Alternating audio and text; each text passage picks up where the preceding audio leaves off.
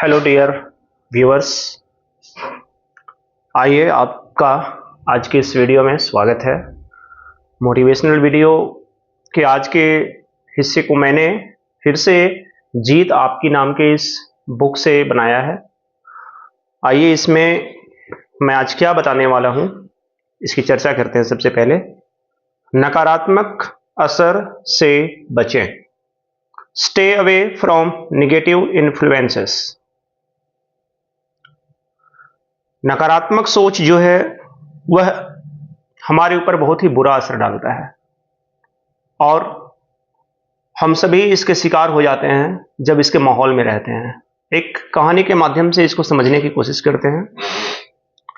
एक चील का अंडा किसी तरह एक जंगली मुर्गी के घोंसले में चला गया और बाकी अंडों के साथ मिल गया। समय आने पर अंडा फूटा। चील का बच्चा अंडे से निकलने के बाद यह सोचता हुआ बड़ा हुआ कि वह मुर्गी है। वह उन्हीं कामों को करता जिन्हें मुर्गी करती थी। वह जमीन खोदकर अनाज के दाने चुगता और मुर्गी की तरह ही कुड़कुड़ाता।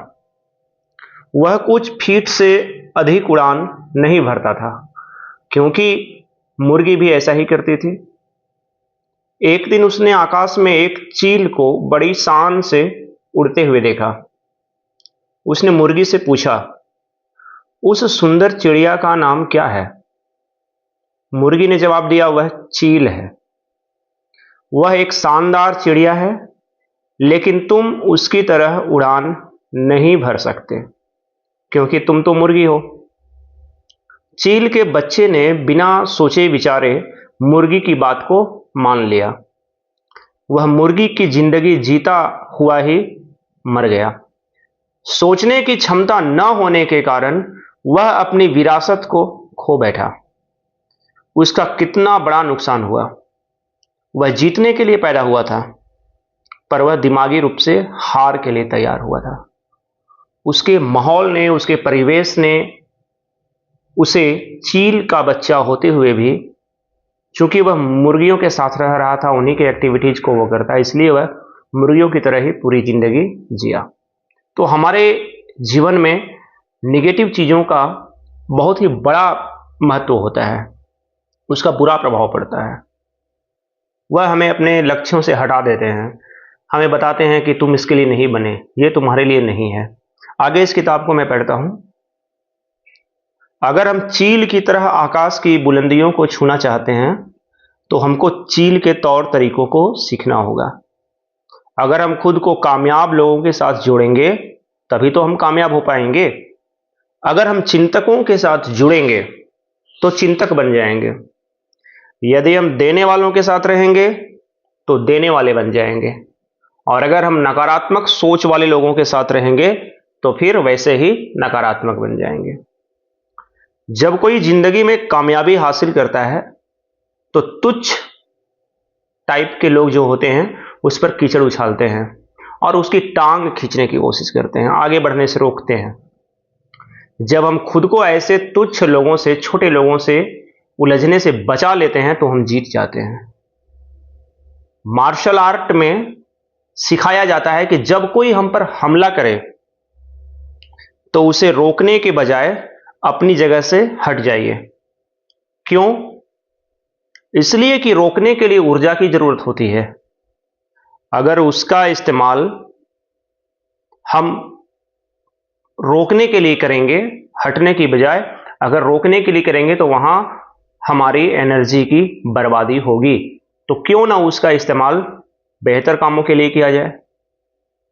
तुच्छ लोगों से उलझने के लिए हमको उनके स्तर तक नीचे उतरना पड़ता है, अपने स्टैंडर्ड वाले लेवल को छोड़ करके नीचे लेवल में आना पड़ता है।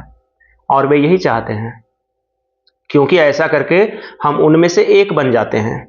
और चूंकि उनको तुच्छ सोच के साथ रहने की आदत है, इसलिए सबसे पहले वो हमारा स्टैंडर्ड नीचे करेंगे और फिर चूंकि उनके पास एक्सपीरियंस है कि निम्न स्तर से कैसे जिया जाता है और हमारे पास एक्सपीरियंस नहीं है, तो ये जाहिर सी बात है कि उनके पास एक्सपीरियंस है तो वो हमें अपने एक्सपीरियंस से मात दे देंगे, हमें हरा देंगे।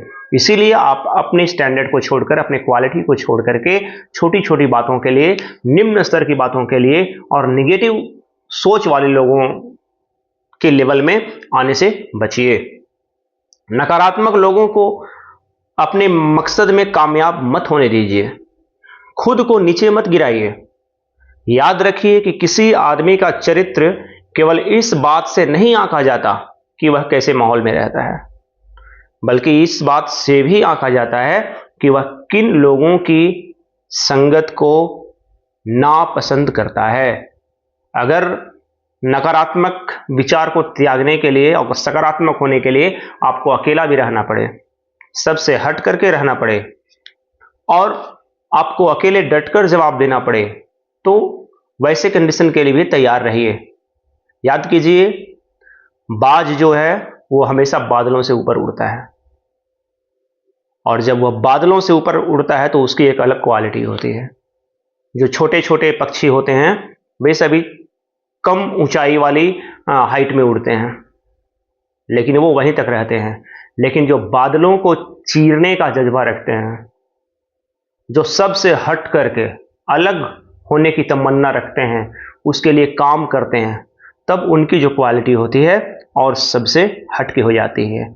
इसलिए कभी भी ऐसी परिस्थिति आए कि आपको अकेला भी रहना पड़े, आपको सबसे हट करके भी काम करना पड़े, हर चीज को आपको इस तरह से फेस करना पड़े कि ये मेरे स्टैंडर्ड का है, मेरे लेवल का है और मैं इसके लिए बना हूं, ना कि छोटे सोच वाले लोगों के साथ रह करके, नेगेटिव थिंकिंग वाले लोगों के साथ रह करके उनके जैसा बनना है। अगर आप वैसा करते हैं तो आप वैसा ही हो जाएंगे जैसा कि जो चील का बच्चा था, मुर्गी के बच्चों के साथ रहते रहते उनकी आदत हो गई उसकी, और फिर वो वैसा ही जिंदगी जीकर मर भी गया।